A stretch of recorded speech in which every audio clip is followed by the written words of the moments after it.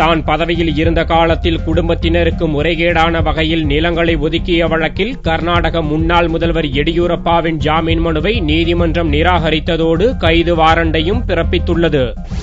சட்டவிரோதமாக செயல்பட்ட சுரங்க நிறுவனங்களிடமிருந்து லஞ்சம் பெற்றதாக முன்னாள் லோக் ஆயுக்தா சந்தோஷ் ஹெக்டே அளித்த அறிக்கையை தொடர்ந்து கர்நாடக முதல்வர் பதவியிலிருந்து எடியூரப்பா கடந்த ஜூலை 31 விலகினார்.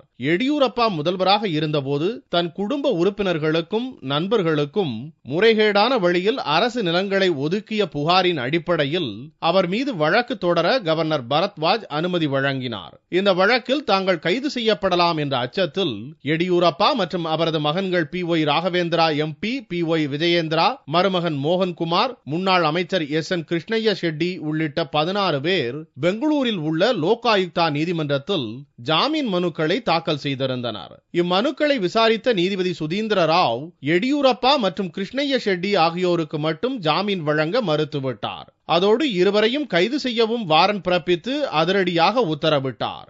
உடல் நலனை காரணம் காட்டி நீதிமன்றத்தில் ஆஜராகாத எடியூரப்பா எந்நேரமும் கைது செய்யப்படலாம் என்ற பரபரப்பு கர்நாடகா முழுவதிலும் தொற்றிக் கொண்டுள்ளது.